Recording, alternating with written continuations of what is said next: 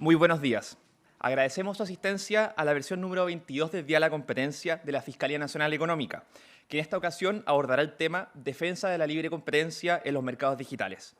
Damos un cordial saludo al presidente del Honorable Tribunal de Defensa de la Libre Competencia, señor Nicolás Rojas, a las señoras y señores ministros, titulares y suplentes y representantes de dicho tribunal, a la superintendenta de casinos de juego, señora Vivian Villagrán, a la directora nacional subrogante del CERNAC, señora Carolina González, al presidente del Coordinador Eléctrico Nacional, señor Juan Carlos Olmedo, a la jefa de la Unidad Especializada en Delitos Económicos, Medioambientales, Ciberdelitos y Lavado de Activos Asociados del Ministerio Público, señora Giovanna Herrera, a los jefes fiscales nacionales económicos, señores Rodrigo Asenjo, Felipe Rarazábal y Ricardo Riesco, al presidente del Colegio de Abogados, señor Ramiro Mendoza, a los demás jefes de servicio y autoridades, a los representantes de nuestro Consejo de la Sociedad Civil, de las asociaciones de consumidores y de nuestra asociación de funcionarios, y a todos nuestros distinguidos invitados que nos acompañan tanto de manera presencial como a través de nuestro canal de YouTube. Para la realización de la presente actividad, dejo con ustedes al Fiscal Nacional Económico, señor Jorge Grunberg. Muchas gracias.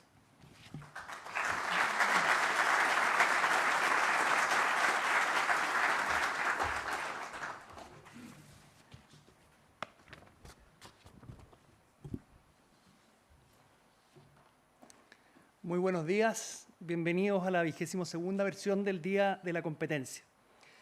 Quisiera comenzar por transmitirles la gran alegría que representa para quienes formamos parte de la Fiscalía el tener la oportunidad de realizar este evento nuevamente de manera presencial. Desde 2018 que no lo conseguíamos y hoy la comunidad de Libre Competencia nos reunimos cara a cara para conversar, discutir y pensar acerca de un tema de inmensa trascendencia para nuestro sistema en la actualidad, al igual que lo es para las jurisdicciones más destacadas en la materia, la libre competencia y los mercados digitales. Este es el tercer día de la competencia que tengo la oportunidad de inaugurar como Fiscal Nacional Económico. En los 2 años anteriores, los temas que abordamos fueron libre competencia y mercado del trabajo y precios algorítmicos y colusión. La elección de todos estos temas ciertamente no ha sido una casualidad. Ellos muestran que la Fiscalía tiene un propósito firme y decidido de ponerse a tono para abordar de manera muy seria los desafíos ineludibles que en la actualidad tenemos las agencias encargadas de defender y promover la libre competencia en los mercados. Sin descuidar nuestra preocupación por los denominados mercados tradicionales, durante el último tiempo en la Fiscalía hemos sido capaces de ser parte de la conversación y del debate que tienen las agencias líderes a nivel mundial. Y lo más importante, de actuar en beneficio de todos los chilenos y chilenas. En el ámbito de los mercados laborales hemos reafirmado que ellos forman parte de aquellos en que se aplica nuestra ley de libre competencia contemplada en el Decreto Ley 211 de 1973. Hemos puesto nuestro foco principalmente en conductas de colusión, en comportamientos intrínsecamente anticompetitivos como los acuerdos o prácticas concertadas entre competidores para fijar remuneraciones o para no disputarse trabajadores. También hemos sostenido que nos inquietan los intercambios de información sensible entre empresas competidoras sobre condiciones de contratación que reducen la incertidumbre inherente al proceso competitivo. Durante este año 2025 hemos desarrollado un valioso programa de advocacy liderado por nuestra división anticarteles que ha incluido una campaña en redes sociales, una sección especial en nuestra página web y, lo más importante, una serie de reuniones con actores representativos de mercados laborales que nos preocupan especialmente, incluyendo hasta ahora sindicatos, asociaciones de trabajadores y colegios profesionales en sectores tan diversos como agricultura, minería, salud, construcción, bancario y aeronáutico. Durante las semanas que vienen sumaremos asociaciones gremiales y empresariales para poder interactuar con todos los agentes económicos y escuchar atentamente sus perspectivas. De la forma silenciosa y eficaz que nos caracteriza, no les quepa duda alguna que pronto tendremos novedades en el enforcement en este ámbito, porque estamos trabajando para ello. Por otra parte, en materia de precios algorítmicos y colusión, hemos afirmado que la Fiscalía se encuentra preparada para detectar colusiones algorítmicas y perseguirlas, con el mismo rigor y con la misma fuerza con la que hemos operado respecto de colusiones en los mercados tradicionales. Por ello es que la Unidad de Inteligencia de la Fiscalía, creada en 2020, ha sido potenciada y durante 2026 seguirá creciendo por la vía de incorporar más profesionales, porque la ciencia de datos y la programación llegaron para quedarse entre nuestros funcionarios, que hoy no solo son abogados y economistas. Actualmente esta unidad dedica gran parte de su trabajo y tiempo a esta materia y en conjunto con nuestra división anticarteles estamos impulsando activamente este tema y llevando adelante las primeras investigaciones.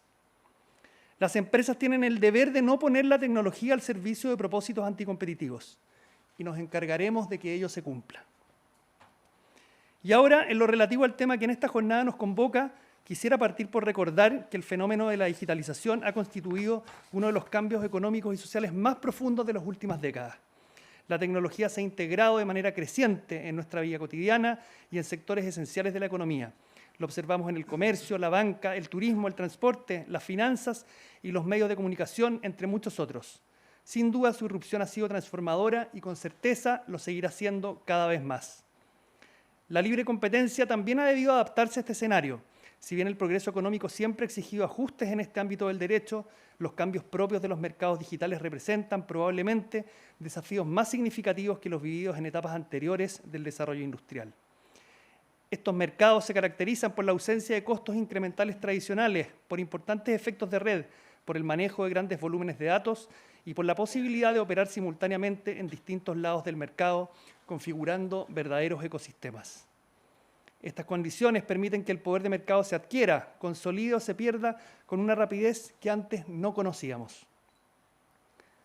Podemos constatar que las preocupaciones centrales de las agencias de competencia apuntan, por un lado, a controlar ex ante y ex post el ejercicio abusivo de poder de mercado de los agentes económicos que participan en estos mercados y, por otro, a promover una cultura de cumplimiento de la normativa de libre competencia que no desincentive la innovación.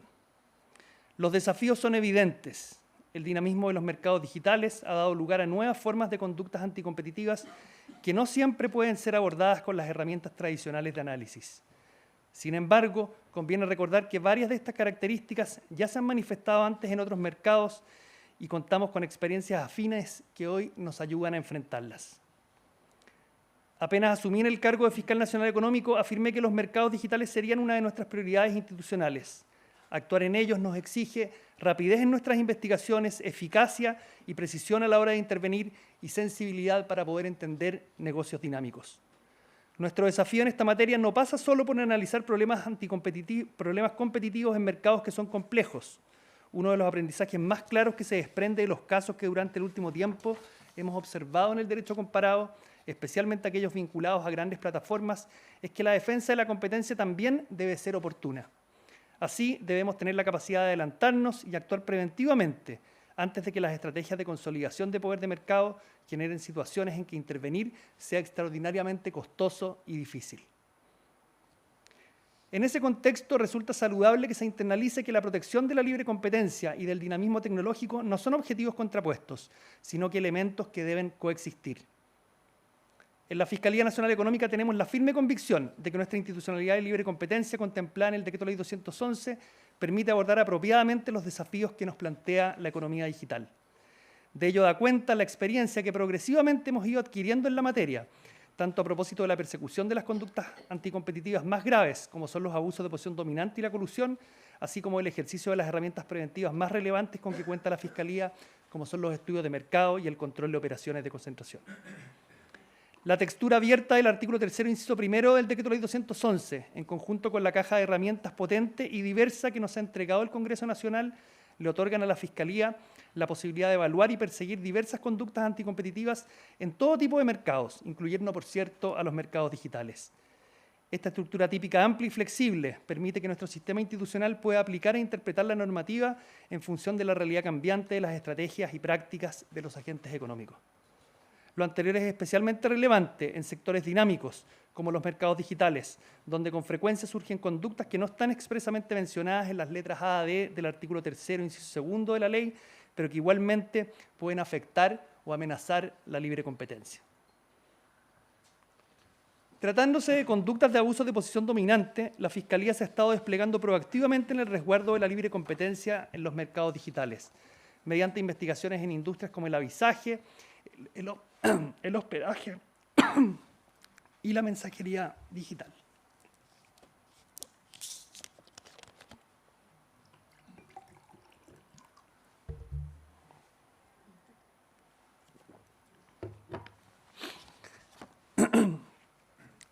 Con respecto a esta última, en septiembre pasado, la Fiscalía archivó una investigación iniciada en 2021 en contra de WhatsApp y Meta por un eventual abuso de posición dominante en virtud de la actualización de sus términos y condiciones y de su política de privacidad.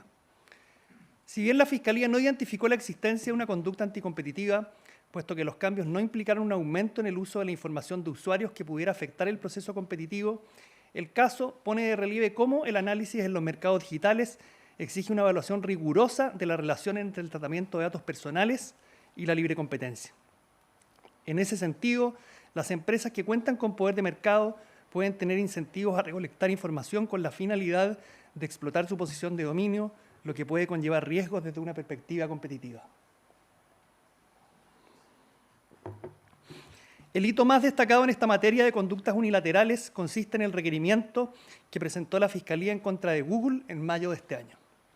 De acuerdo con el análisis presentado al Tribunal de Defensa de la Libre Competencia, Google ha impuesto al menos desde 2019 restricciones a la distribución de aplicaciones por canales distintos a Google Play, exigiendo a los fabricantes de dispositivos móviles la preinstalación de su tienda de aplicaciones en un lugar preferente y obstaculizando la instalación de aplicaciones y tiendas de aplicaciones alternativas.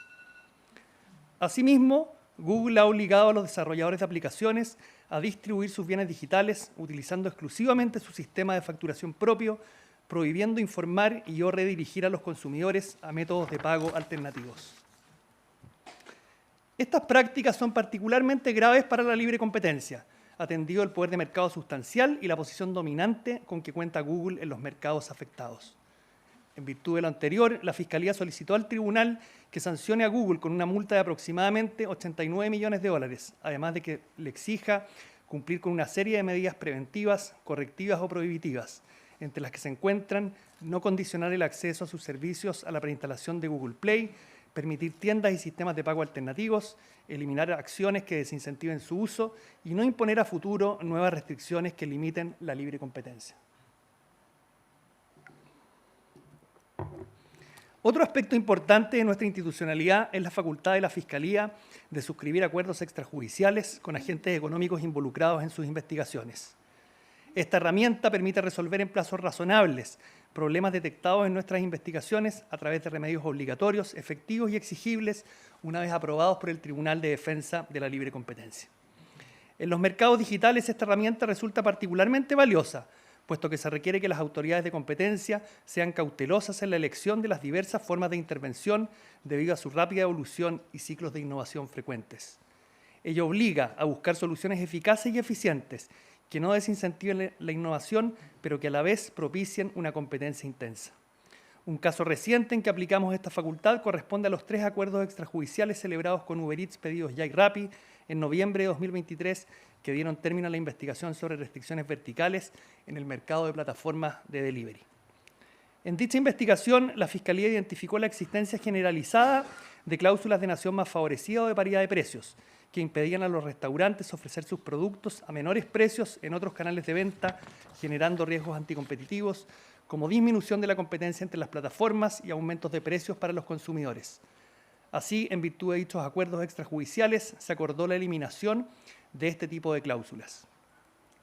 Como resultado de la aprobación de estos acuerdos extrajudiciales por parte del tribunal, se produjo un resultado virtuoso que permitió cautelar adecuadamente la libre competencia en el mercado de plataformas de delivery mediante la adopción de medidas factibles, proporcionales y suficientes para neutralizar los riesgos anticompetitivos descritos sin afectar la innovación ni el dinamismo propio de estos mercados. En lo sucesivo, seguiremos utilizando la herramienta de los acuerdos extrajudiciales para solucionar problemas de libre competencia en los mercados digitales en la medida que corresponda. Como lo hemos dicho en otras oportunidades, este tipo de soluciones no estará disponible para todos los casos ni para todas las conductas anticompetitivas.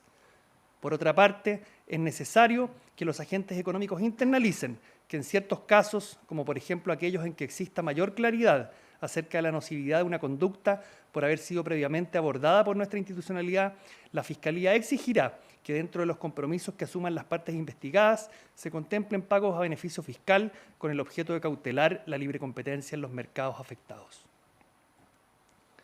En materia de colusión, en junio de este año presentamos un requerimiento en contra de las plataformas de reparto Delivery Hero, Matriz de Pedidos Ya y Globo, por haber celebrado y ejecutado un acuerdo internacional de reparto de mercados que generó la salida de Globo del mercado chileno en 2019.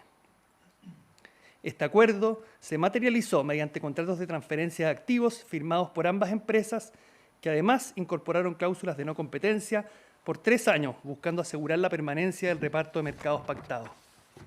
La salida de Globo redujo la presión competitiva en un sector digital que adquirió especial relevancia durante la pandemia, afectando también la diversidad de servicios disponibles para los consumidores. Este caso representa la primera colusión acusada por la Fiscalía en el ámbito de los mercados digitales. Hemos acusado un acuerdo internacional de reparto de mercados. Se trata de un caso desafiante en que la Fiscalía ha sido capaz de actuar con firmeza y decisión, sin utilizar las facultades intrusivas para detectar carteles o contar con una delación compensada. Además, me parece relevante destacar que nuestro requerimiento en este caso fue interpuesto ante el Tribunal de Defensa de la Libre Competencia antes que se conociera el resultado de la investigación que llevaba la Comisión Europea en contra de estas mismas empresas por una conducta análoga.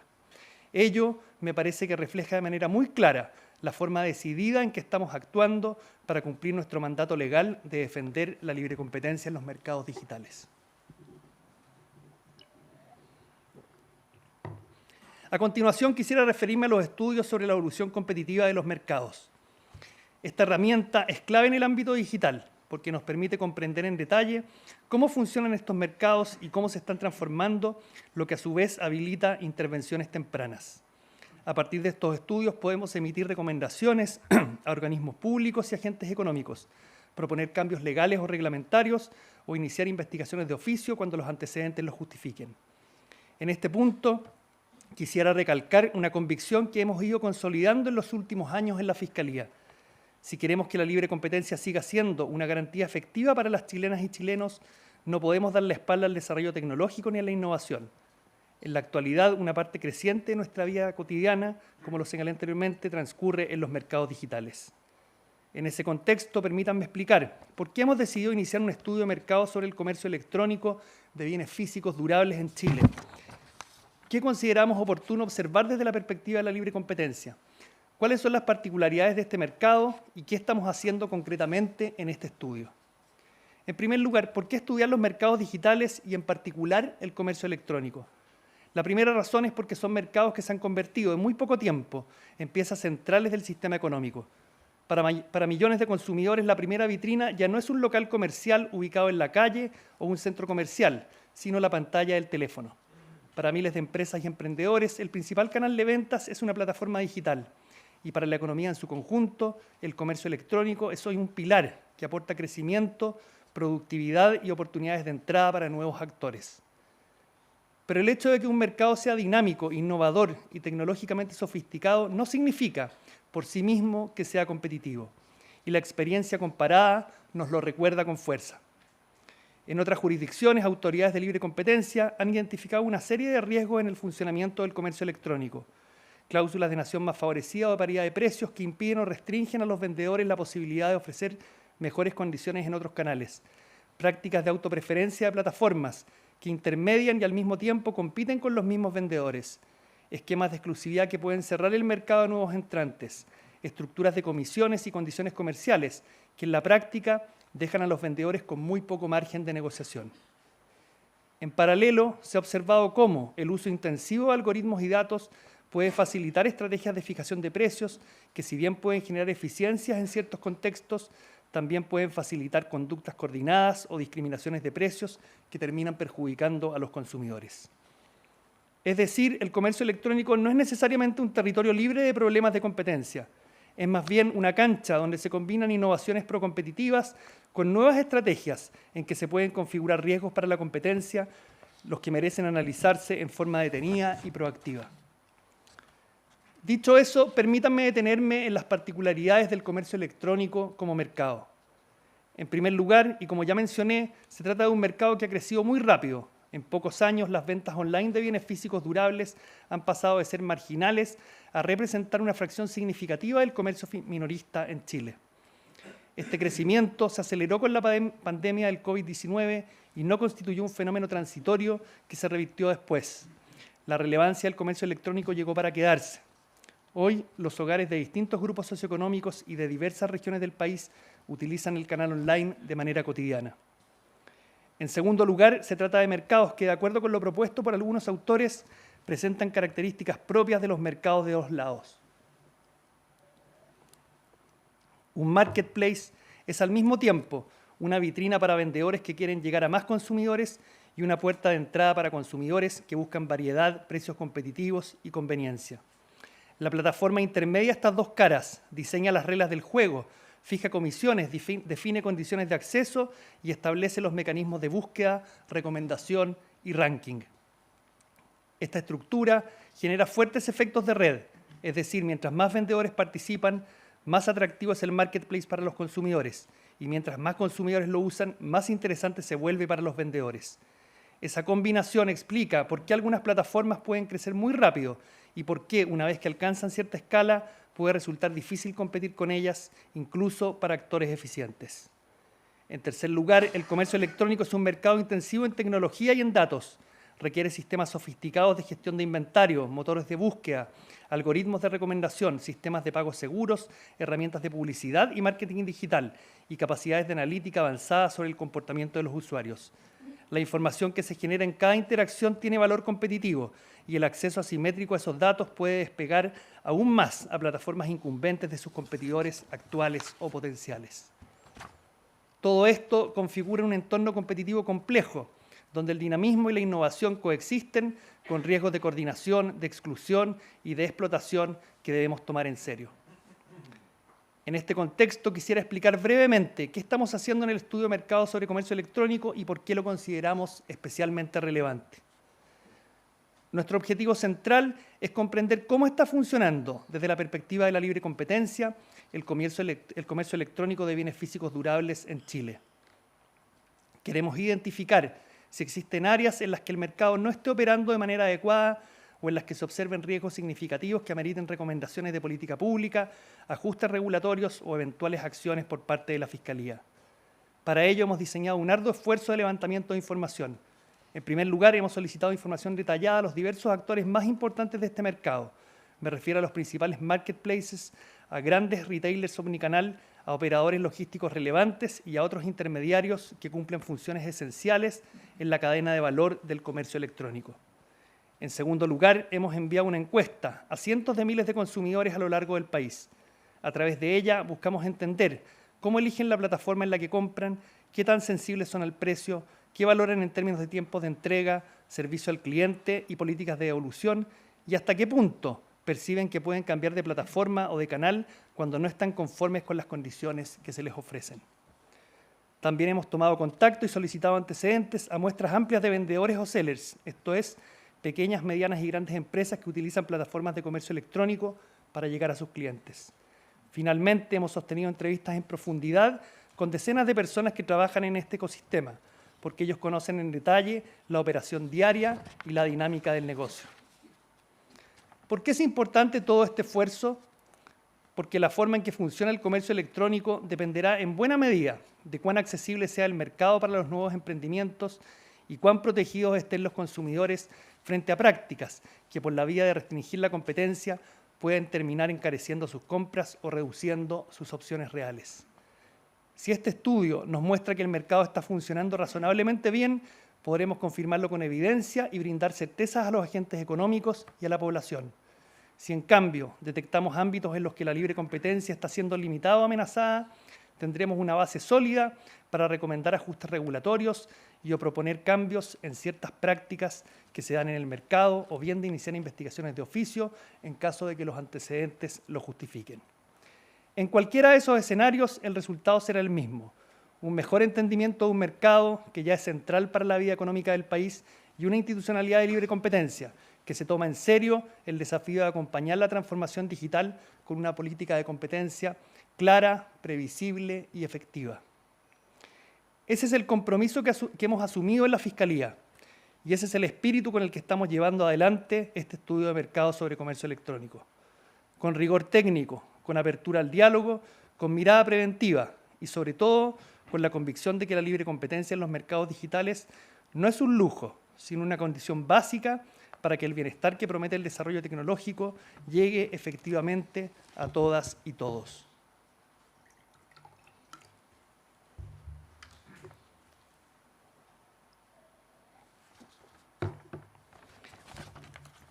En la Fiscalía Nacional Económica somos conscientes de la discusión que tiene lugar a nivel mundial a propósito de la adopción de una regulación ex ante para resguardar la libre competencia en los mercados digitales, particularmente en la Unión Europea.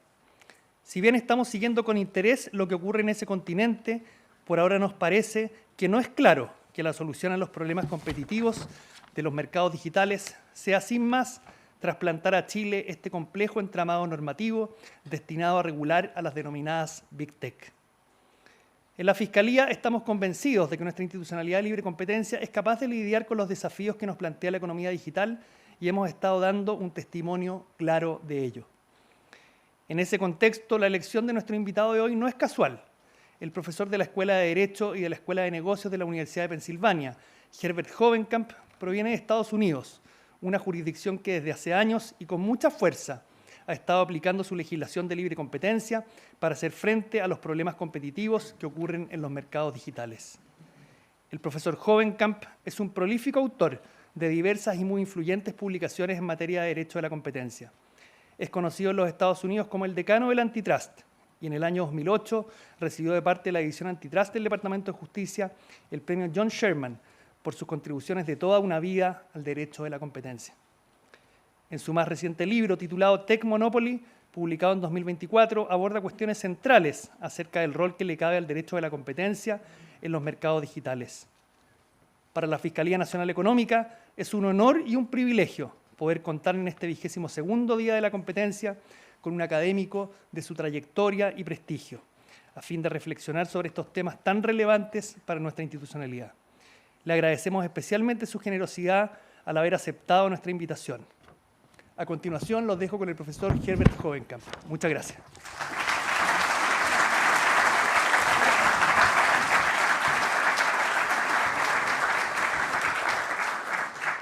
Here, please. Floor is yours.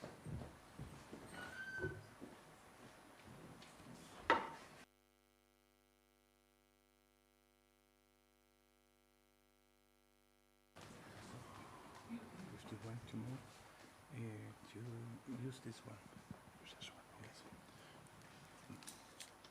And I need my slides up.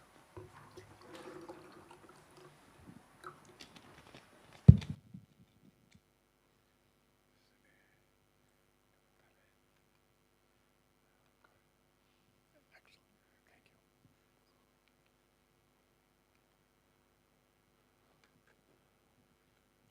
you. Good morning. I can't tell you how happy I am to be here.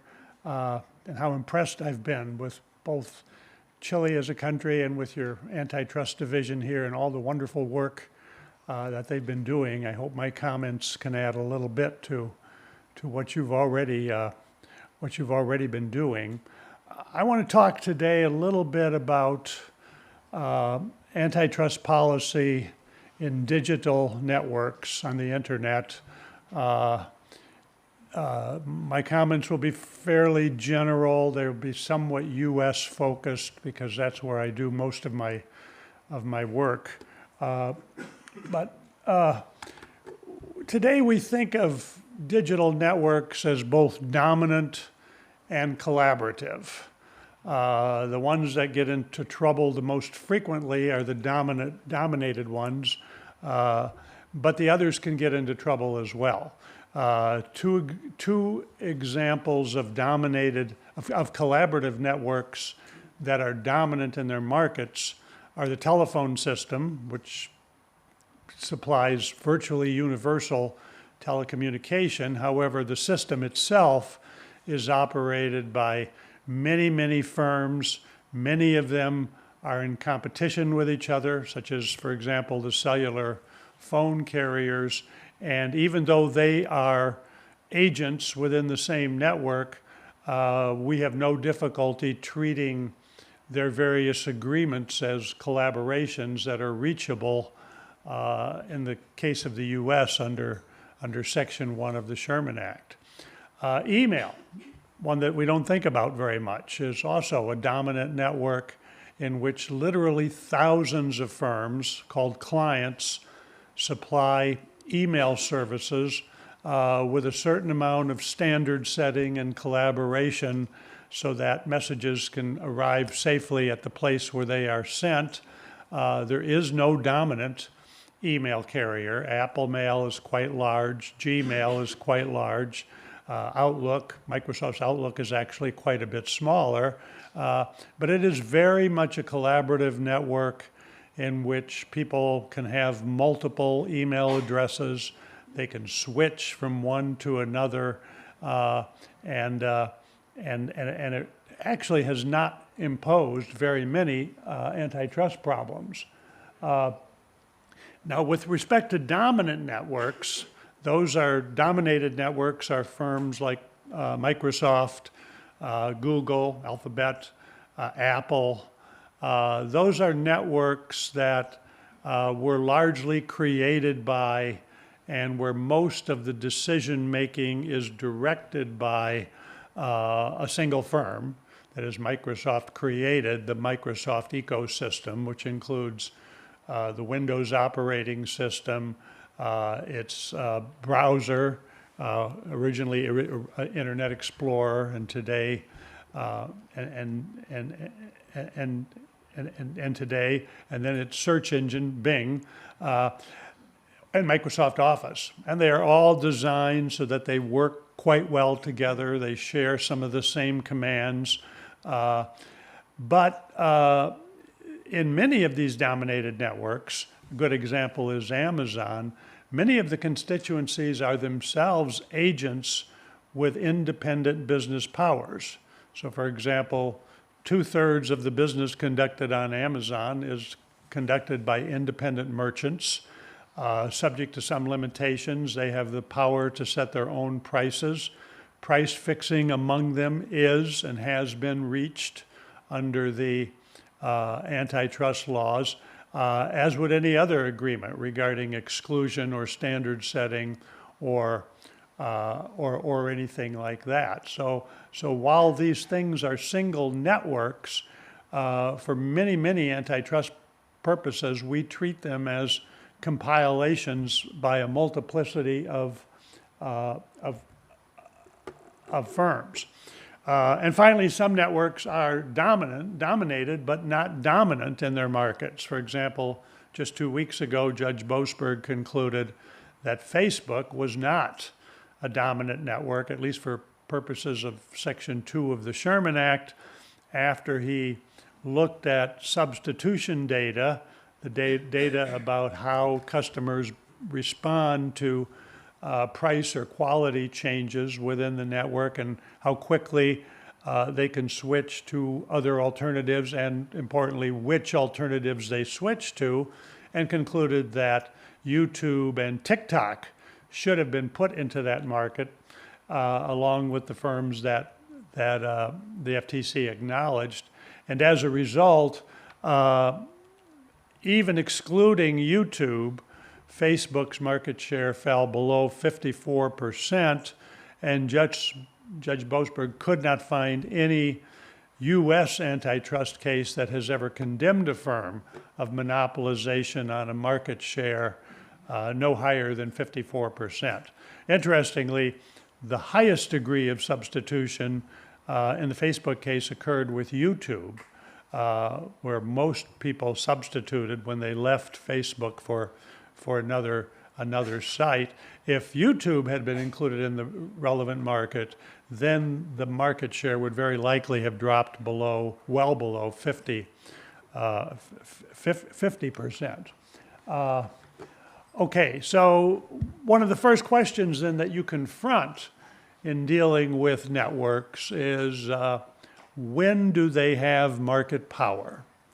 Remember, market power is the power to raise price above one's cost without very quickly losing so many sales that the price increase is unprofitable and has to be rescinded. If a firm can maintain prices above cost for a significant amount of time, how long? Some people say a year. Doesn't matter so much as long as we understand that It's substitution away that denies firms market power. And there's been a great deal of anxiety and hand-wringing in the literature over how you measure market power on large digital networks. First of all, they are two-sided markets. And one effect of that is that things that look suspicious on one side may have purely innocent explanations when you look at the other side. Another factor is that firms usually have different market shares on the two sides of a two-sided market. One example is Google Search. Google Search, until relatively recently, had a market share in the low to mid 90% range, very clearly a dominant firm, if you look at consumer usage. On the other hand, it's responsible for about 25 to 30% of advertising. And there's a pretty good explanation for that, which is that people using digital search don't have very many good alternatives to digital search. They have old-fashioned paper searches, which are clearly inferior. AI may at some future point provide some other alternatives, but it hasn't really done much of that yet. And so Google Search is very dominant on the user side of the market. On the other hand, digital advertising, even assuming digital advertising is a relevant market, that is, it competes with offline advertising as well, digital advertising can occur in a wide variety of programs, websites, and as a result, Google divides that market with, or shares that market with many other people. Now, one of the unusual features of a network like Google Search is that historically you think you measure market power by following the money. Well, in the case of a two-sided market, the user side is free in most cases to users. The money comes in from the advertisers. Nevertheless, in its government suit against Google Search, the government stuck to a strict market share of usage, ignoring anything on the other side. It did very largely the same thing in the Google Ads case, where it stuck to a market share of advertising. Facebook case measured market share strictly in terms of consumer usage. And then the question is, well, aren't those all wrong? And I should hasten to add that most other antitrust authorities do the same thing. Isn't it wrong simply to say Google Search's market share is 90% simply by looking at search usage? And the answer is, I think it's correct. We've had a fair amount of stumbling in the US over how you define markets and measure power on two-sided platforms. In the American Express case a few years ago, the court looked at the vast literature about two-sided markets and concluded that a market share measure needed to include both sides, and then concluded that transactions was the relevant way to measure a market. Well, the problem with transactions is that every transaction includes both a buyer and a seller, and buyers and sellers are complements to one another, not substitutes. And you don't put complements into the same market. Markets are composed of substitutes.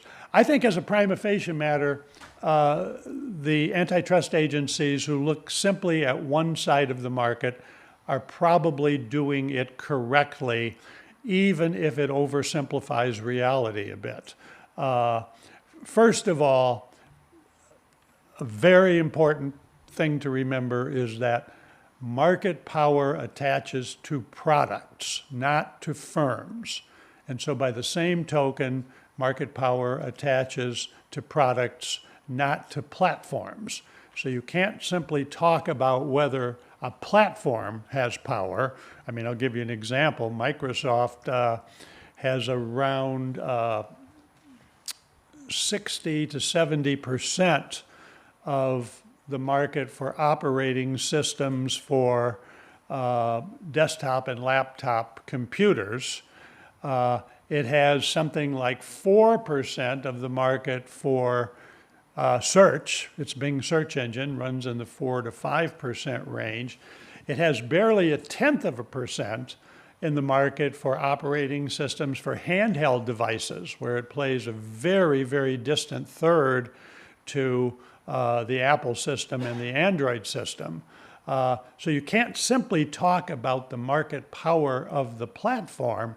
You need to talk about the market power of the particular product that a firm is selling, and that's what's going on in a case like Google search. So the product in that case is search. The injury is visited on consumers, and that makes simply looking at usage by one side, has to be the side where the harm is located. Simply looking at one side, the side where the harm is located, is at least the correct presumptive way to approach market definition in antitrust cases involving large digital platforms. I say presumptive because this conclusion is a little bit less secure than it is with respect to traditional markets. And as a result, I think a defendant should always have an opportunity, but also the burden of proof, to show that a market share number derived from usage on one side of a platform exaggerates that firm's power as a result of something that's happening on the other side. That certainly can apply to practices. For example, you can't understand a practice like predatory pricing without looking at cost-price relationships across the platform rather than at just one side, just to get an idea of how far we've come in this area. When the original Microsoft case was being litigated in the late part of the 20th century, the government actually alleged that Internet Explorer, which was Microsoft's browser at that time, was being subjected to predatory pricing, was being sold at a predatorily low price, and its claim was based on the fact that Internet Explorer was being given away for free, completely ignoring the fact that Internet Explorer's revenue was coming in from the other side of the market. Today, we don't usually make such mistakes, and of course, there's a vast number of two-sided markets that are given away, in which one side is given away for free, and we know better than to say they are guilty of predatory pricing. You have to compare revenues and costs looking across the entire thing. But for purposes of market share, we are interested in the product, not in the platform as a whole, and I think that's always the best way. That's always the best way to start.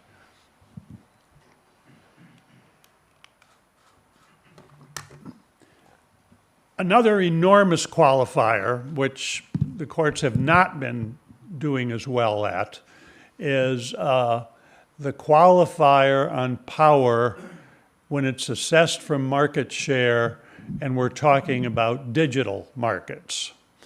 Now, in most antitrust jurisdictions, there's a very long tradition of measuring market power by relation to a firm's share of a well-defined market. We do it, you do it, pretty much everybody does it. We also have these alternative direct measures, which are robustly used in areas like merger policy, much less in areas like dominant firms, like Section 2 of the Sherman Act. But as a general rule, market power is measured by so-called indirect methods that infer power from a very large market share. The fact, however, is that the market share, market power equation actually includes three variables, not just one. And incidentally, this very well-known but quite ancient law review article now by Landis and Posner in the 1980 Harvard Law Review specifies the formulas and shows that you can actually predict a firm's markup, provided that you know what the three variables are. One of the three variables is market share. The second variable is the elasticity of demand that that firm faces with other firms in the market. Let me qualify that. The elasticity of demand is the elasticity that market faces with other firms, which is simply another way of saying that a market has to be well defined.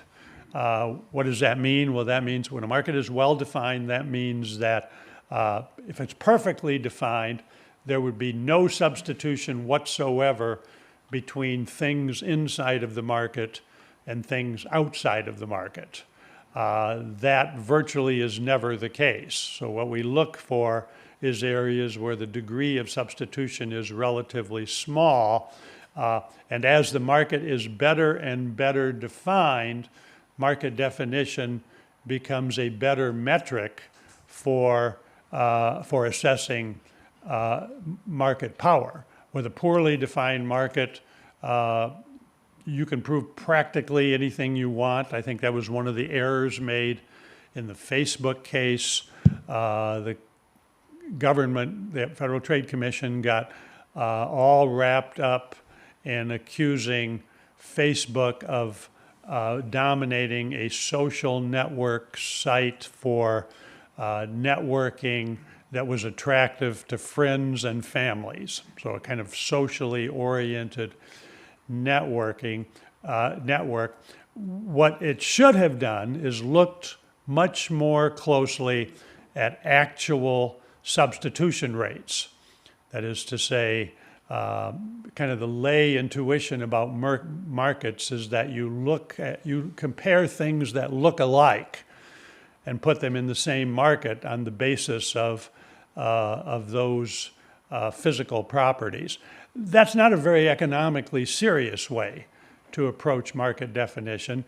The better way to do it is really behavioral, and that is you look at the responses by consumers. And that's what Facebook was able to convince the court about in the Facebook case. What it did is it took evidence from various price or quality shocks that Facebook had experienced over the past several years. What that means is situations where, now Facebook is free, so the prices are really quality adjusted prices, where the quality of some feature went down or where a feature was removed, or on the other side where a competitor's feature improved. So you look at these differentials in quality, price, features. Also looked at a few periods where Facebook went offline for technical reasons, and always asking the same question: when these things occurred, how did Facebook's customers behave? And the first thing you find is that many of them looked for alternatives, but they did not all look for alternatives in the same place. The highest number by far switched from Facebook to YouTube. That was a little bit surprising to people, because normally we don't think of YouTube as a social network. We think of it as a place you go to watch videos. I'll get back to that in a few seconds. The second place they went to was TikTok, a new entrant, firm that hasn't even been around and has not been available in the US market for more than 5 or 6 years.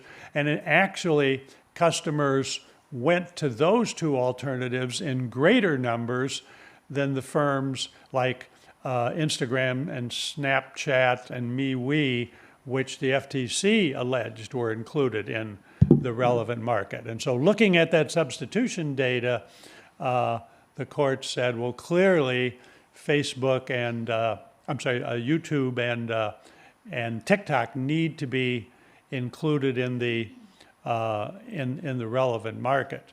Now, one particular thing that led to that conclusion by Judge Boasberg is that he concluded that while Facebook may have originated as a pure family or friends-oriented social network site, it had evolved very, very significantly in recent years, and it was principally today a place where people went to look at shorter videos. That is, if you measure, once again, not by looking at features, but by looking at time spent. How many hours did Facebook users spend in various activities? The plurality of their usage came in watching videos. And of course, that can explain why alternative firms like YouTube and TikTok were properly included in the market. But once he did those things, then Facebook's market share fell to 64 or less %, and Judge Boasberg could not find any U.S. decision that has actually condemned a firm of a Section 2 violation on a market share below the mid-70s. There's a little bit of dicta in a couple of cases that suggests going further, but no courts that actually condemn it. And as a result, he held that Facebook did not have a sufficient market share based on that particular market definition. Now, the third variable in market definition is the elasticity of supply of competitors or potential competitors. And that's simply a reference to the ease and speed at which firms can respond to a competitor's price increase or decrease or quality change. But to take an extreme example, if a firm had a 40% market share, which is not in dominant firm territory, but every single one of its rivals was completely capacity constrained, which means it had no power whatsoever to increase its own output. Well, in that case, even a firm with a 30 or 40% market share would have some power over price.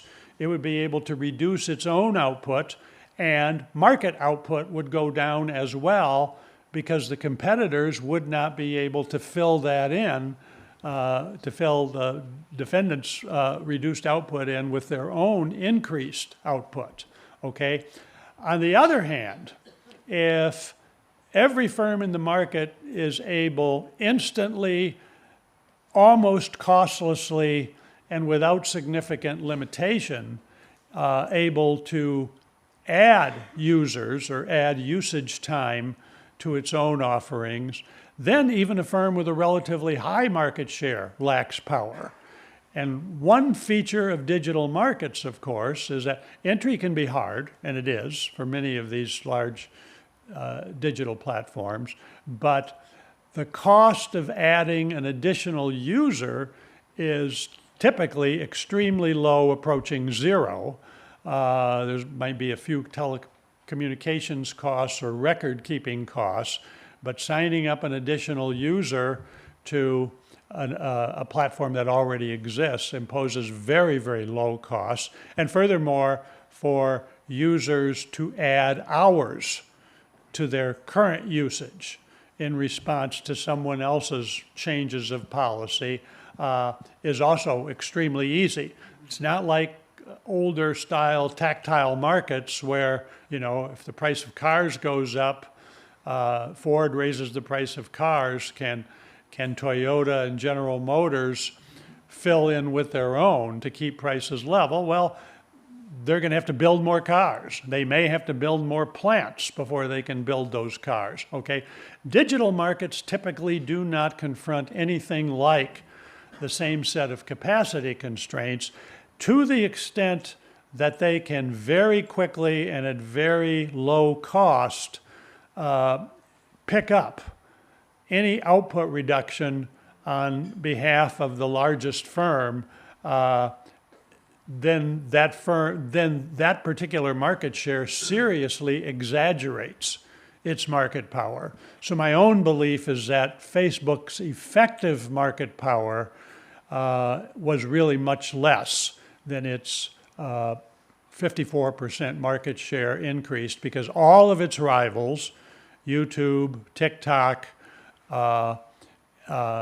Snapchat, all of them had the capacity to increase usage very, very quickly and at very low cost. Very importantly here is that these social networks are all subject to multi-homing, which means people can be associated with more than one of them. And many of us, including younger people, particularly younger people, are. So you can have YouTube, TikTok, Facebook, and everything on your cell phone and switch instantly from one to the other. If you're not a member of TikTok, it takes you a few seconds to join. If you are a member, you can very quickly switch your allegiance from Facebook to TikTok in response to a price or quality change. Under that set of circumstances, even a high market share does not indicate a substantial amount of power.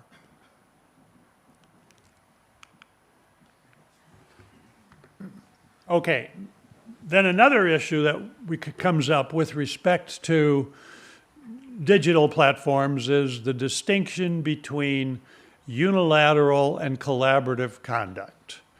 Our own agencies have been obsessed with treating these various antitrust actions against large digital platforms as if they involve unilateral conduct. I think that cost the FTC its victory in the Facebook case. I'll get to that issue in just a second. But the fact is that even dominated networks typically act through agents or constituents with whom they have either contractual relationships or licensing arrangements.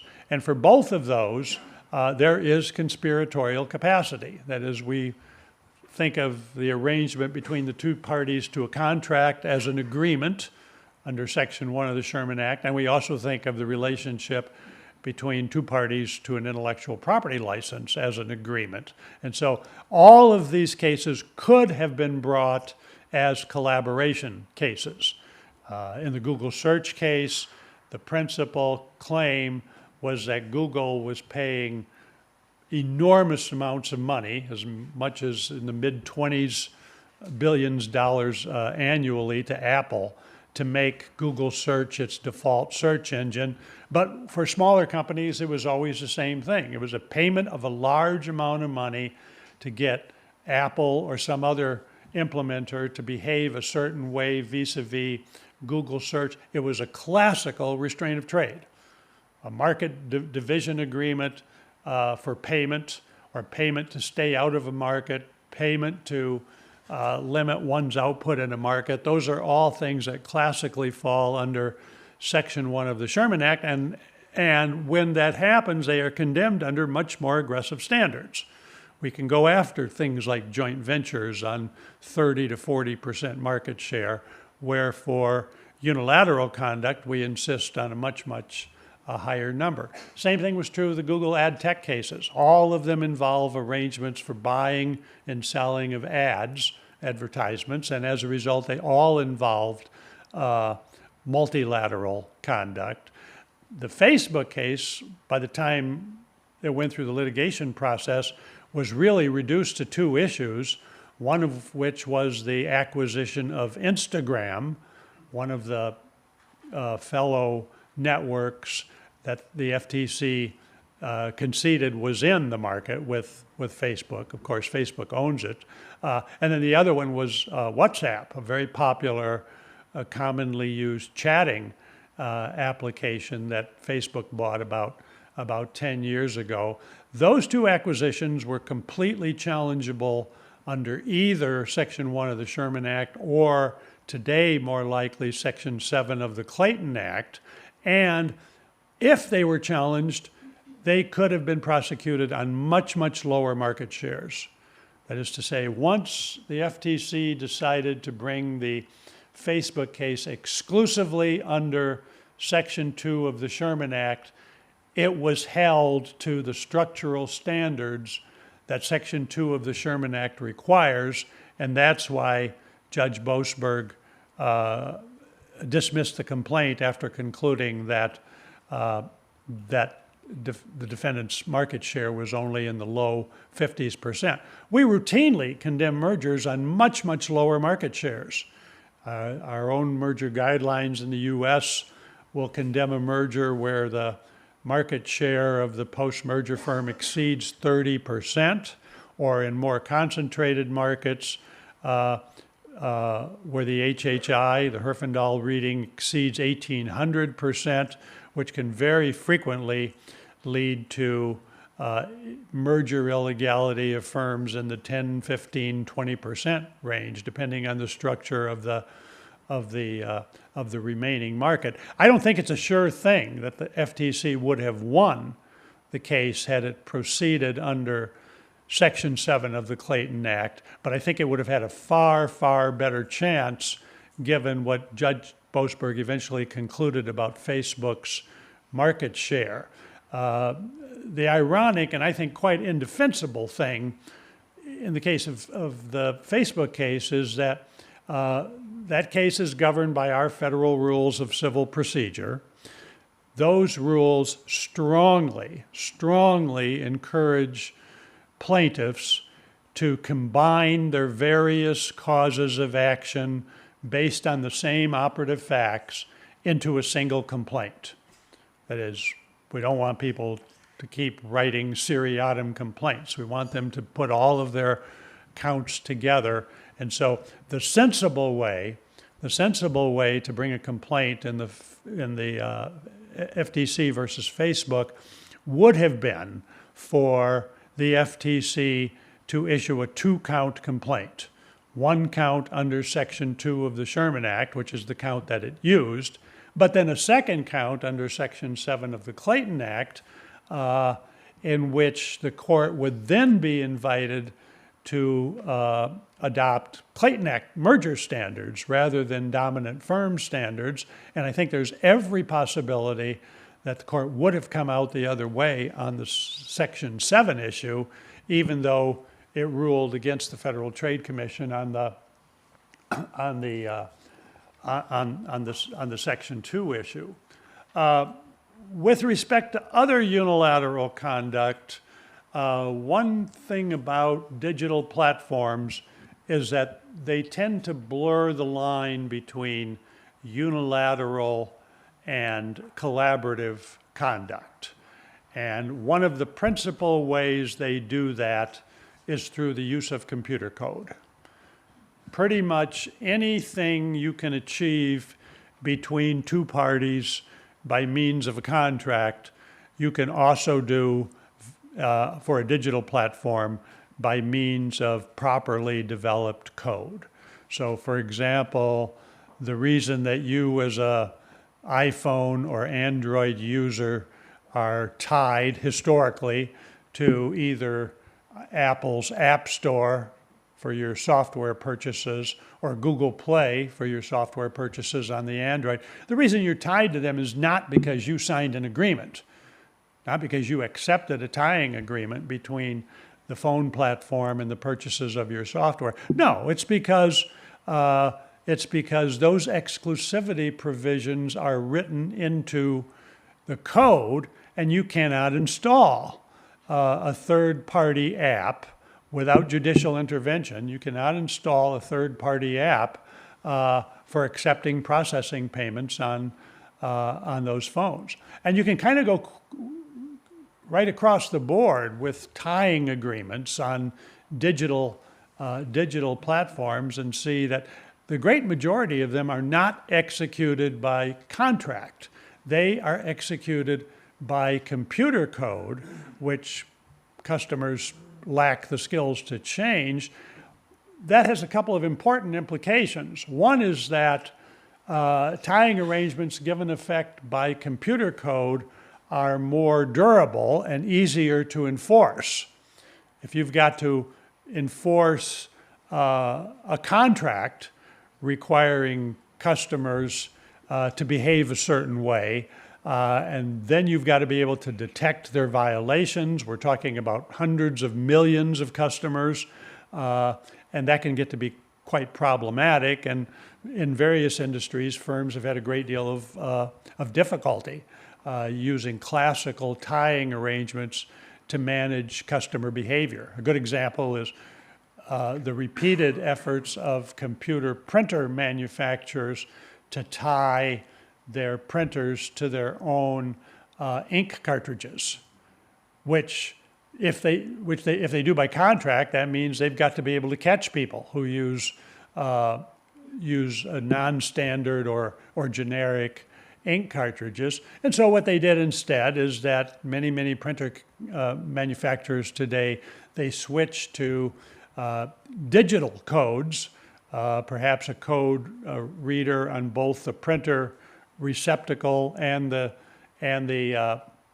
ink cartridge that need to connect with each other before that particular cartridge will function in that particular printer. Once they do that, however, it becomes what we call a tech tie or technological tie. It is unilateral conduct, and I think one of the great ironies and one of the unfortunate ironies about antitrust policy is that we tend to treat technologically created or tying arrangements created by computer code much more gently than we treat tying by agreement, for the simple reason that a tie accomplished by computer code is a unilateral act. And as a result, it needs to meet the standards for Section 2 of the Sherman Act, which requires a dominant firm. If a non-dominant firm ties by code, it really cannot be condemned under Section 2 of the Sherman Act. On the other hand, contractual tying of law, just as the law of most rule of reason collaborations and joint ventures, will reach down into the 30-35% market share range in order to find illegality. This whole question of the difference between unilateral and collaborative conduct has come up in a lot of different ways. Defendants do everything within their power to turn conduct into something that is unilateral, of course, because that minimizes their liability exposure. Plaintiffs always look for ways to make the conduct collaborative, because that can give them increased enforcement power, including perhaps a shot at the per se rule, which is frequently what they need in order to win their cases. Here, of course, in the U.S., the real stumbling block is the Supreme Court's Trinco decision, which held that basically a firm, even a monopolist, has no duty to deal with its rivals. And the result, the Trinco rule, has been the virtual kiss of death to unilateral refusal to deal claims. That raises some very interesting policy issues, one of which is it the right rule for networks? Because networks are almost always built on an understanding. Network is different than, say, a firm and its wholly owned subsidiaries. Under U.S. law, a firm and its wholly owned subsidiaries will be treated as a single entity, and as a result, any decisions made within that group would be counted as unilateral. On the other hand, on a network's relationships with its various agents, which it doesn't own, and there are many of those, will be either by contract or by license agreement, and those are collaborative. And so that does raise this important question: should we think about expanding or softening Trinco to impose greater duties to deal on firms and participants in dominated network markets.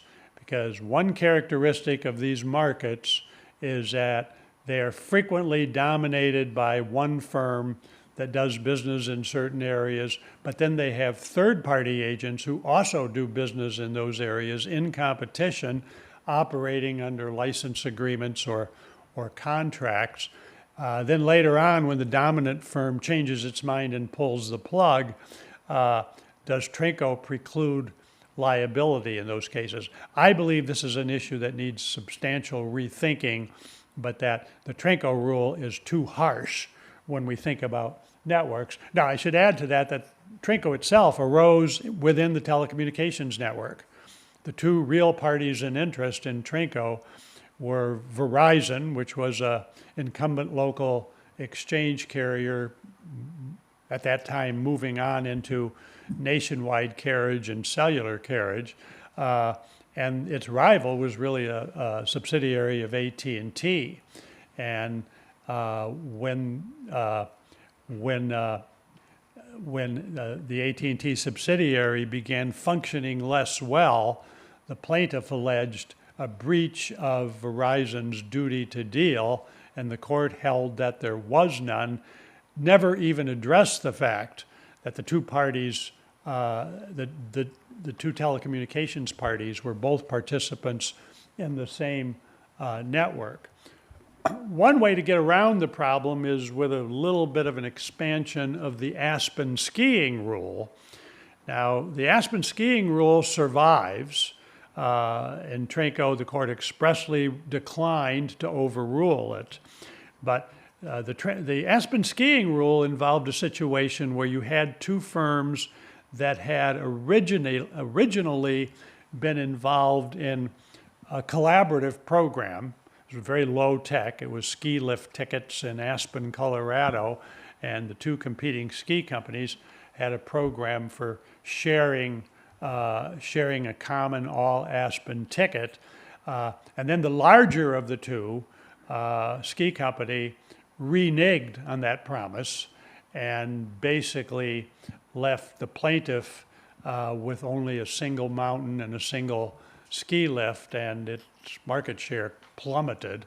And the Supreme Court held that if there was an original collaborative agreement, totally voluntary, there was an original voluntary agreement, and then the dominant party breached that agreement, reneged on that agreement without a good business justification, then that particular refusal to deal could be reachable under the antitrust laws. And with a little bit of tinkering, you can tell a variation of that story with respect to many, many network cases in which parties get dumped even after they've had collaborative agreements.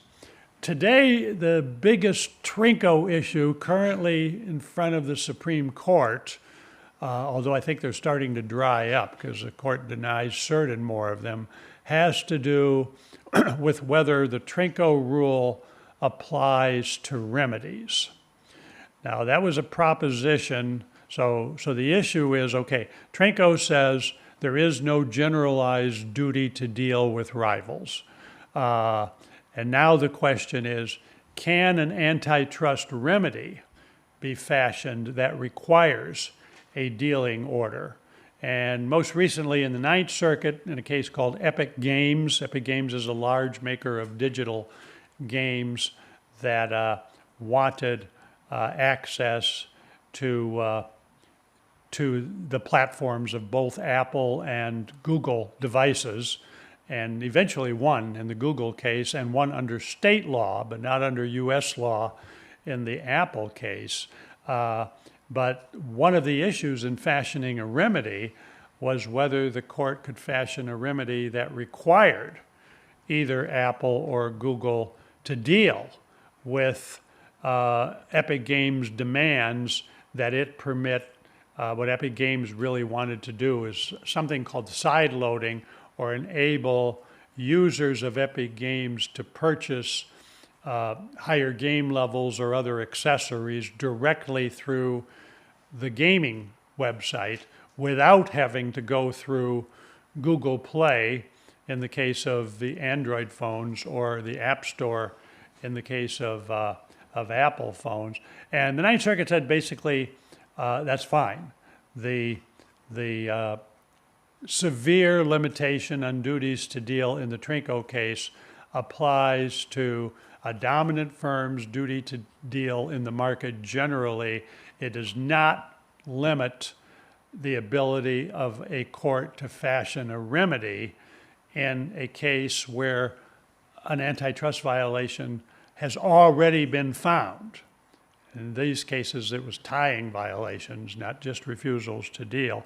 And in that case, the Ninth Circuit said Trinco was not a bar to an effective remedy. I'm not sure we're going to see that one resolved this year, but that is one of the issues that still remains in front of the courts. Okay, then on remedies in general and dominated digital markets, a few general observations. Number one, these are civil antitrust cases. Their goal, the remedial goal, this is once a violation has been found, the remedial goal is not to punish the firm. It is certainly not to ruin the firm, remembering that ruining a firm hurts stockholders, customers, employees, and hundreds of other firms that may be in dealing arrangements with it. Rather, it is to restore competitive conditions. The government's authority to create an antitrust remedy comes from 15 U.S.C. Section 25, which gives the government the authority to use the courts to, quote, prevent and restrain an antitrust violation. That is absolutely all that the remedial statute says. Doesn't say anything about breakups, doesn't say anything about when an injunction is permissible or when some kind of structural relief is called for. It does have a provision that authorizes the government to request, and that bold-faced line at the very bottom of this slide, requests that such violations be enjoined or otherwise prohibited. That creates a statutory presumption that favors injunctions.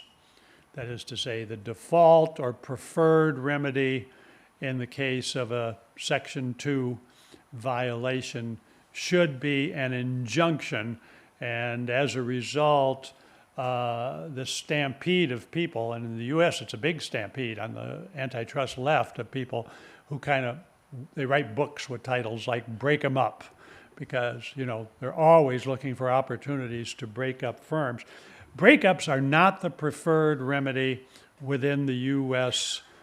System. Injunctions are. However, that same language goes on to say they shall be enjoined or otherwise prohibited. It authorizes the courts to go beyond an injunction. It just doesn't give out any specifics about what going beyond entails and when that might entail structural relief, such as a divestiture. Here are some of the problems and why I don't, as a general matter, favor divestitures for digital markets. One of the most common ones is that the requested divestitures almost never break up the monopoly. I'm going to come back to this a little later when we talk about Google search. But the requested divestitures almost never break up the monopoly. Even the requested divestiture in the Google search case asked for a spin-off of Chrome. Well, Chrome is a browser. Search engines live in browsers. They're installed in browsers. About the only connection that Judge Maida could find is that practically all installations of Chrome, which is a Google product, also included Google search as the default search engine. But that was true of Apple products as well. Thanks to the big payment Apple was making, iPhones and iPads and so on also come with Google search installed as a search engine. And more importantly, however, the particular asset that gives Google Search its monopoly, which is its files database, currently at 400 billion pages and counting, this complete copy of the internet that Google is constantly manufacturing by scanning new and changed websites. There's no way to break it up. There's no way to break. You can't break it in half. Each half would be largely worthless, and the more pieces you tried to break it into, the more worthless it would be. Now, you could license it, and I want to get back to that later because I think that's a pretty important alternative. But one of the problems with breakups of digital firms, I mean, how would you break up Facebook? You put all the boys on one side and all the girls on the other one? You think the world would be a better place if we did that? Or you could break it up by hemisphere, which would mean I would not be able to talk to my Chilean friends and vice versa. You could break it up by saying, okay, pictures and videos go to Facebook A, and verbal messages and other things go to Facebook B. The fact is, there is no way to break up Facebook that would not do severe and very likely fatal harm to its operational capabilities. There might be a way to license the ability to make a copy of Facebook. The court never got to that because it never found a violation.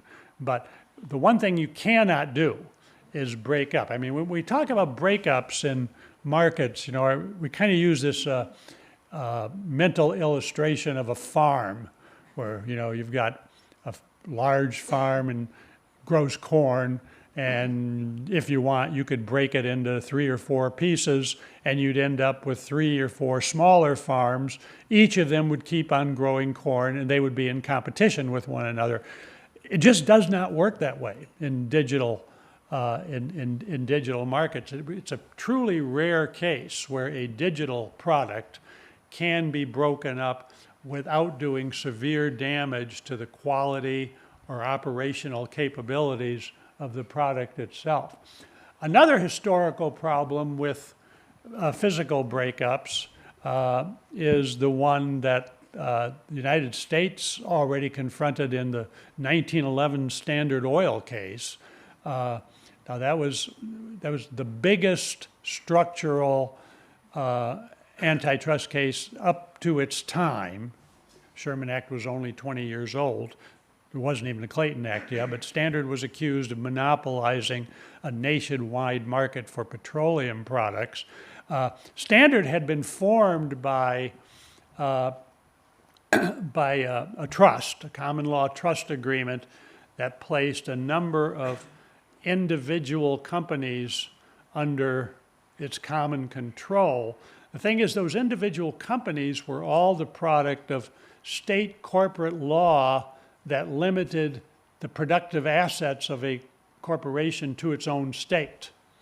And you can see that when you look at what happened to Standard at the time of the breakup. One of the pieces that was broken off was SoCal, Standard of California.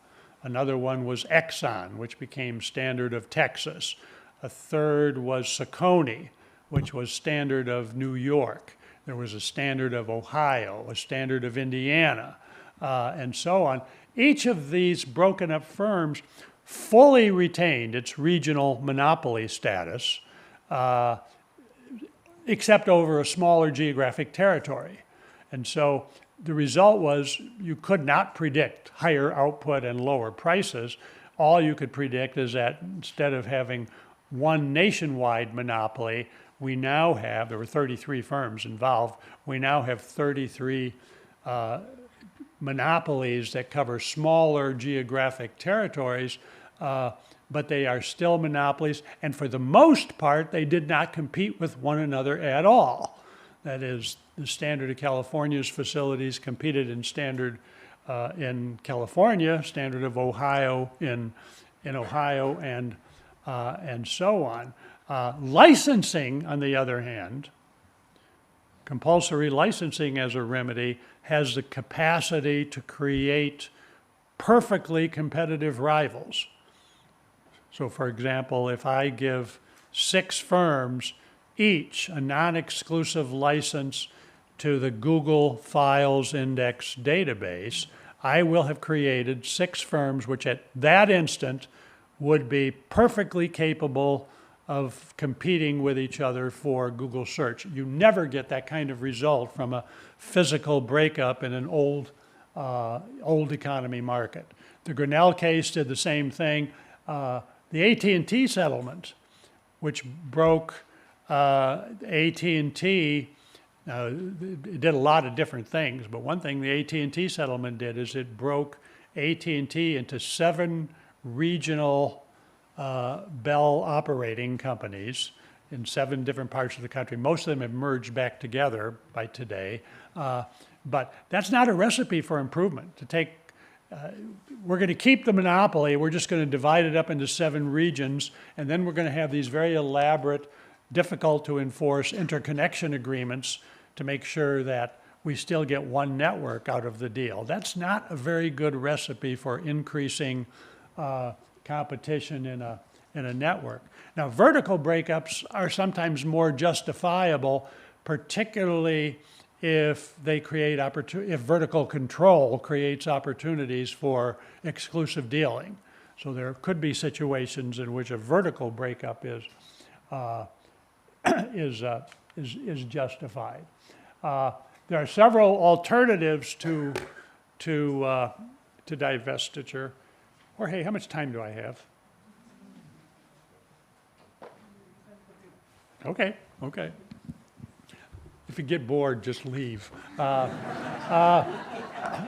are several alternatives to divestiture. First of all, injunctions, I think, should not be overlooked, particularly if they do the right things.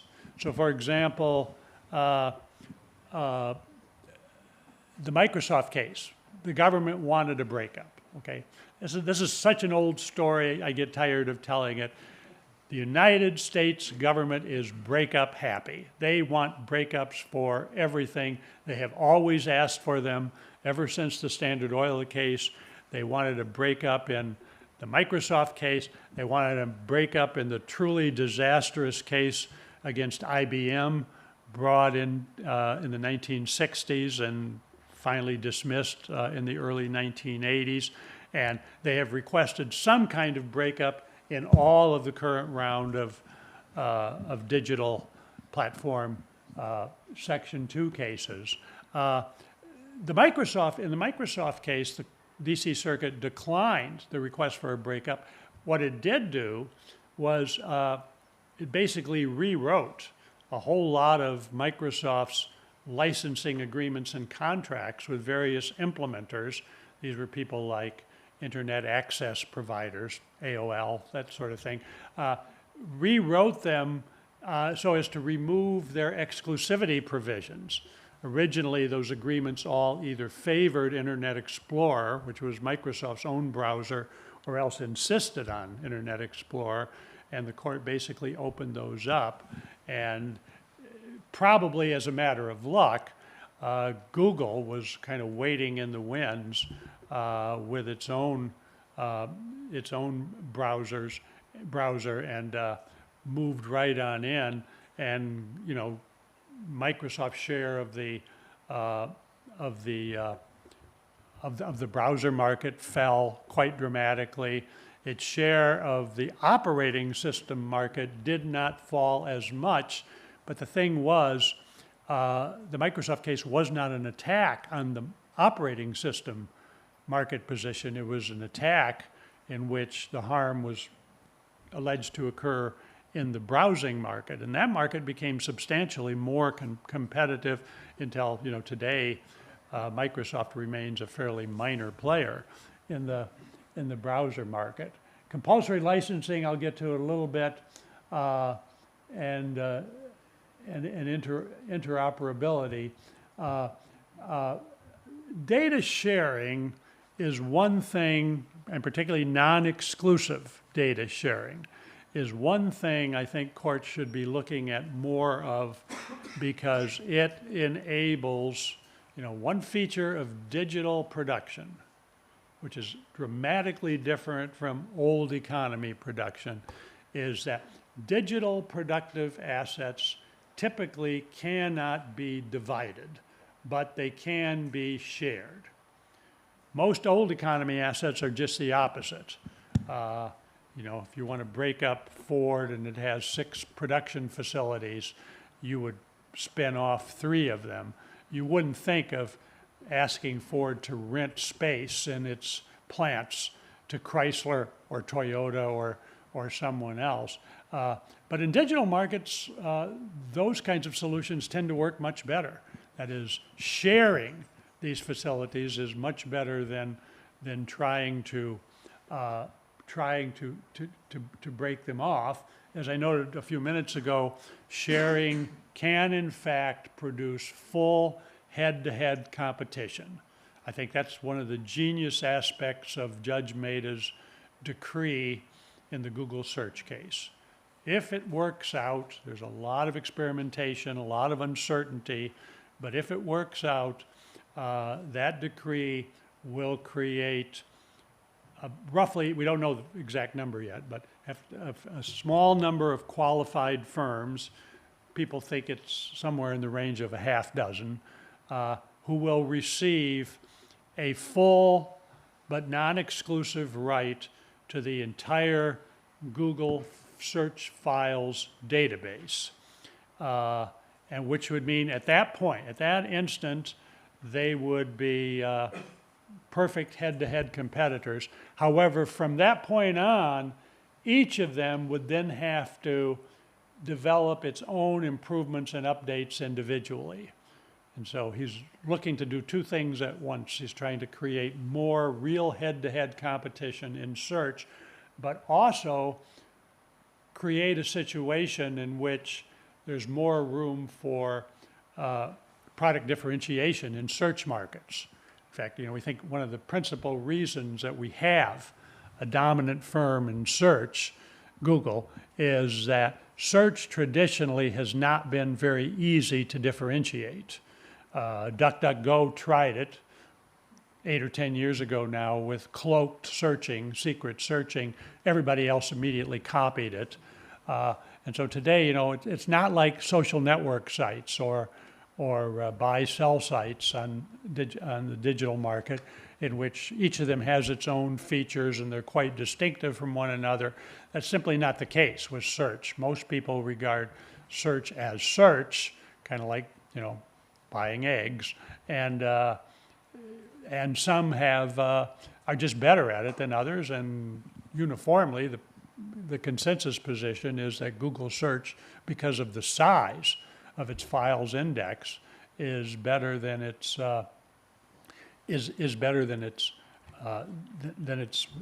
rivals are. So if that works out, we could get, and of course the big explosive factor in the Google search case was the dramatic rise of Gen AI, artificial intelligence programs, large language models, and other technological innovations that at present, have kind of an uncertain future in terms of their collaboration with search.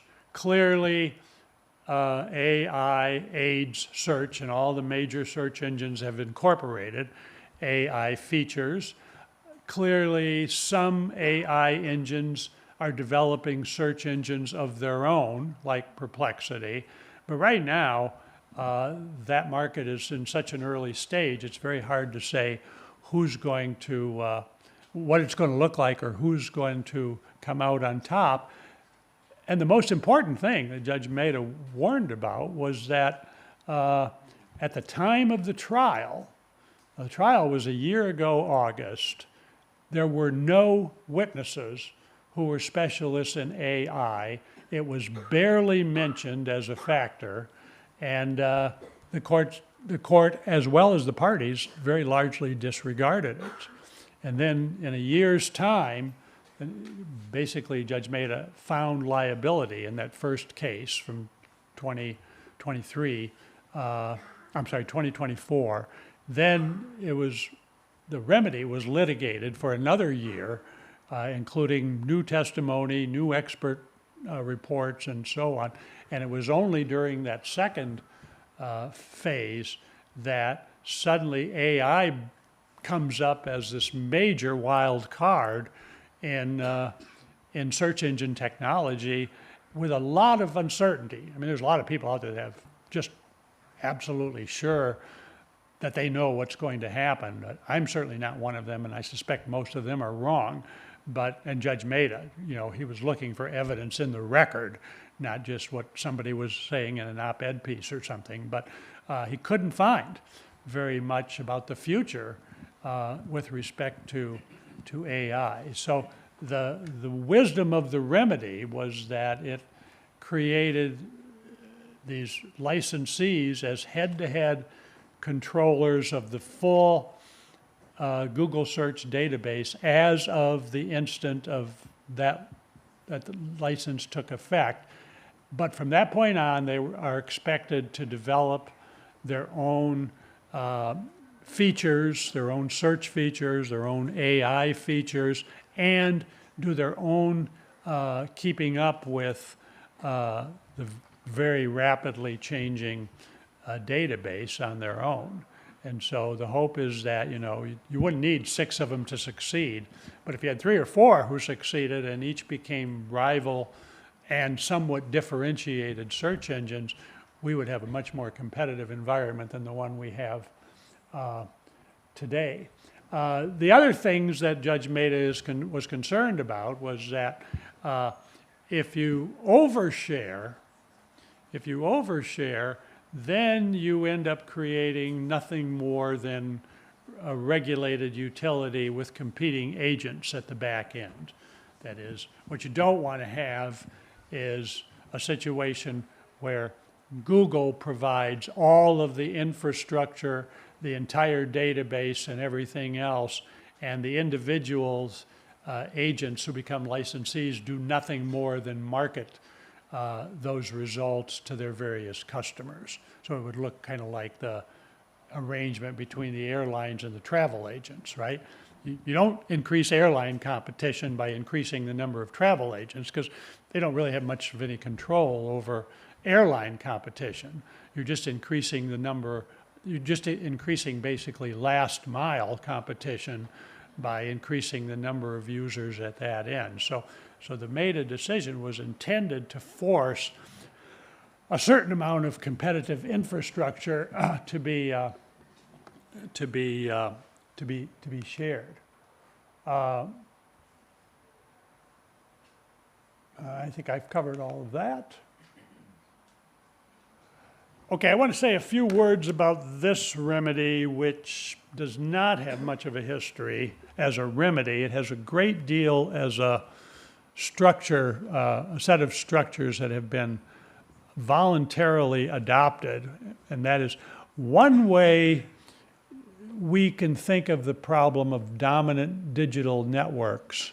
The solution for dominant digital networks is as not breaking up the networks, but rather diversifying and diluting their control. And we've got some pretty good examples of that. The telecommunications network is a big one, right? Telecommunications network is arguably the largest network in the world. When it works optimally, it means that pretty much everybody can talk to everybody else. However, it is operated very, very collaboratively and in different technologies. So cellular, for example, has several firms that sell those technologies in competition with one another. And so the thinking here is that if we can create a situation for, say, Amazon, maybe even Apple or Google, where we preserve the network advantages by leaving the network itself intact, right? That would have ruined the AT&T settlement. If we broke up the network, create a bunch of pieces that could no longer talk to each other.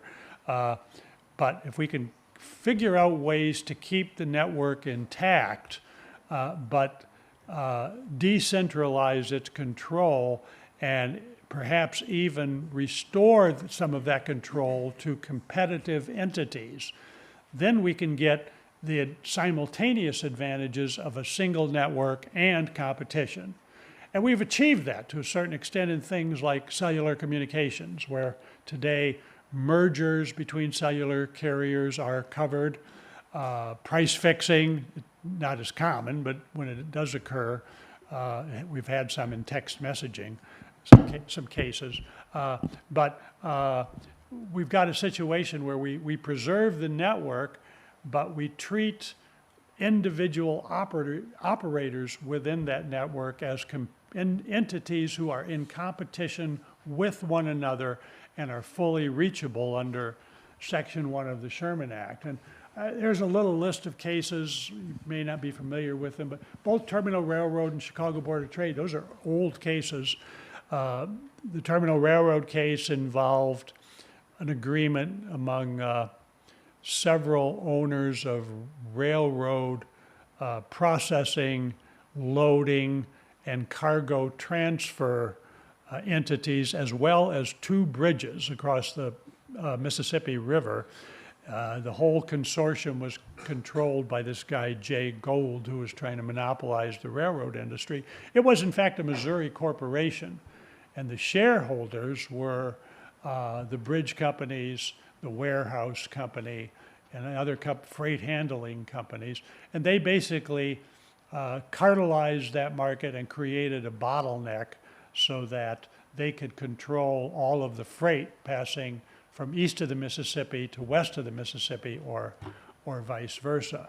Chicago Board of Trade case involved an Illinois corporation whose shareholders were individual traders who bought and sold commodities futures. And the court had no difficulty treating that as an agreement among several people, even though the defendants were all shareholders in a common firm. Fashion Originators Guild, Associated Press. Associated Press was a concerted refusal to deal case. This was in the early days of wire services, in which newspapers would share stories electronically transmitted by telegraph, and they created a corporation, was incorporated under New York law, and under their rules, they shared stories at very low cost with one another, so it effectively enabled a newspaper in one city to report on events in different cities, even though it didn't have an actual physical reporter there. But then they had very discriminatory membership rules, which excluded non-members, and the Supreme Court struck those down under Section 1 of the Sherman Act. The NCAA cases do a version of the same thing. The NCAA is a single organization. Its members are colleges via their sports programs, football, basketball, baseball, and others. And their rules are fully reachable as Sherman Section 1 collaborations. And as a result, the NCAA has lost several antitrust cases governing both agreements about television broadcast contracts and more recently compensation for student athletes. So I think what we need to start paying some attention to is, rather than breaking up networks, we need to think more about breaking up the people who control networks, particularly in those situations where they have competing business interests. There's some obvious choices. Amazon is one. More than 60% of Amazon's sales are made through third-party merchants. Many of them are quite small. Some of them are larger. But if we granted more authority to those merchants administered under Section 1 of the Sherman Act to make rules about things like most favored nation agreements, or other kinds of possibly anti-competitive clauses. Now, one thing people don't like about these kinds of solutions is that they are not calculated to make networks smaller. Indeed, to the extent a competitively operated network brings prices closer to costs, they may in fact make those networks larger, but the important thing is that they would be larger within a much more competitive environment. Okay, I think I've covered most of the Google search remedy case. The judge issued the final remedial order about a week ago, included AI in the order, and now kind of the next shoe to drop is the remedy appointed a committee to oversee developments. It's being appealed. Certainly being appealed by Google and very likely by the Justice Department. I haven't heard about the Justice Department, but Google is likely to appeal it. But if it survives, and I give it a very good chance of survival. I think it's a very well-reasoned opinion. It's quite creative, comes up with a solution that does not break anything up, which would have been extremely damaging, but nevertheless has at least a promise of providing real competition the way I think competition can be provided with digital technologies, and that is through non-exclusive licensing arrangements. So at any rate, once this group of technically sufficient firms, it could be firms that have knowledge and capabilities to provide infrastructure in search, and it would certainly include some that already have search engines like Microsoft or DuckDuckGo, then each of them will get a single-shot snapshot, that is the database, which grows every day, but on some fixed day, each of them will get a copy. Copy is a funny word here. I don't know how you copy 400 billion pages, but that's their problem, not mine. Each of them will get a copy of the search files database, and at that point, Google's obligation with respect to them is pretty much over. And they will be expected to go on and build on that database either in two ways. One is by updating it continuously, which has to be done. And secondly, by innovating in different directions, reflecting their own commitments to, some product differentiation, use of AI tools, or whatever. And so if that succeeds, and it's not too ruined by subsequent judicial proceedings, one would hope to see a more competitive search market environment. Although I have to tell you that from the consumer side, it's a whole lot less clear to me that search is not working. Vast majority of customers seem to be, if you look at statistical data, seem to be pretty happy with search. There's a little complaint about bias, but not very much. The real complainers about search are competing implementers who always find it very very difficult.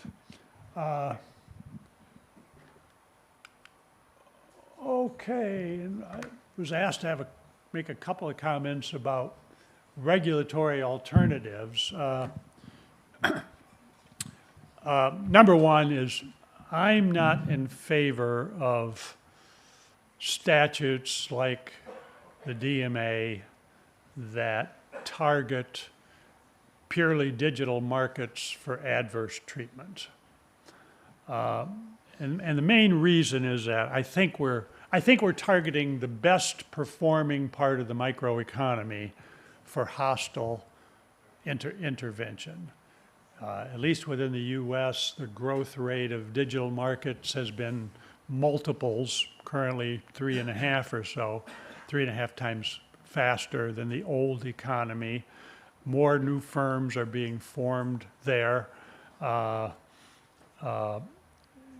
It's growing much faster than the old economy, and so every year, increasing percentage of total commerce comes out of digital commerce rather than old commerce markets. That's not a good place to look for heroic antitrust intervention. That is to say, historically, you know, when we target markets for antitrust intervention, we're generally looking for stagnant markets. Very little has been going on, hasn't been any new entry activity for years, stable market shares, and as a result, frequently widespread collusion.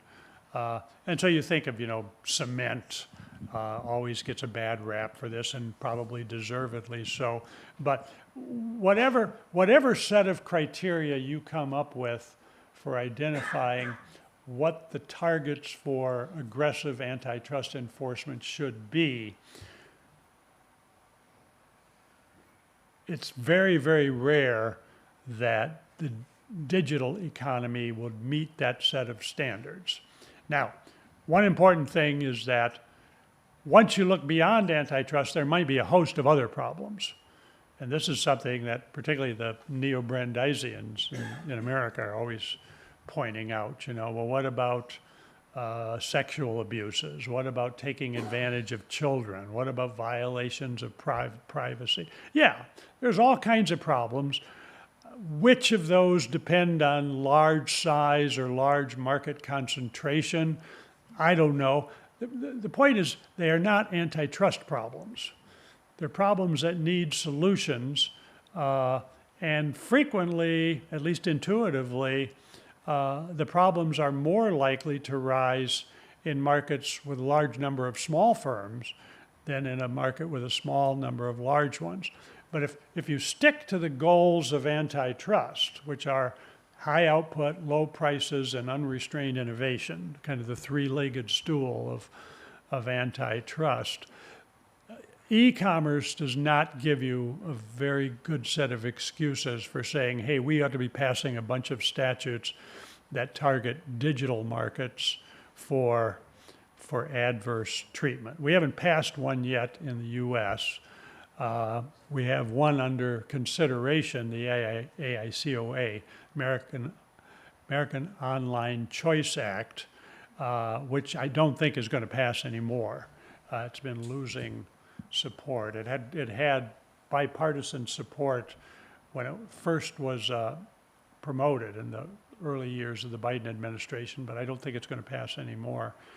So we tend today to use ordinary Sherman and Clayton Act rules for evaluating digital markets. They do require some rethinking of fundamentals, different approaches to things like market power and so on, but it's still essentially the same set of tools.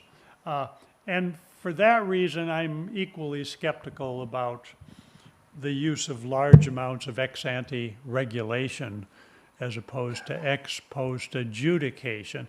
Now that can be simply a plain old-fashioned common law bias. I mean, I am from a common law jurisdiction, as England is. We tend to apply the common law to things after the fact and minimize the amount of anticipatory regulation. I think that approach works well for the digital economies because, first of all, there's so many things happening. I mean, you know, the Google search case was an eye-opener to me because it was amazing to hear Judge Maida say, okay, this case went to trial in 2024 and AI was not even on the radar screen. And now here we are and it's kind of taken over everything. I think it's very difficult to anticipate those kinds of things with ex-ante regulation. To me, that suggests that when things move so fast that antitrust is not working, that really suggests you need to rethink whether antitrust is the appropriate tool for that particular market. I do agree with the merits of the Google search decision, that it was anti-competitive for Google to pay all this money for exclusive uses of a default. But that is just plain old-fashioned cartel law. That's all it was. Google is paying Apple to make my search engine the default search engine on Apple devices. That could have been law in the 1920s. So it was no major shift in U.S. law to come up with, there's certainly variations, like how do you treat the fact that it's only defaults rather than absolute requirements, but it really doesn't require a dramatic change. And as a result, I tend to be somewhat skeptical of over-regulating because so much of regulation has amounted to suppression of innovation, knocking down of important new ideas simply based on some fear not yet realized about what might happen in the future. And so, at least for my purposes, I'm going to toe the line. Anyway, I think I've covered what I want to say. Sorry for its miscellaneous nature. I hope it's been worthwhile for you. And thank you once again for inviting me. I appreciate it.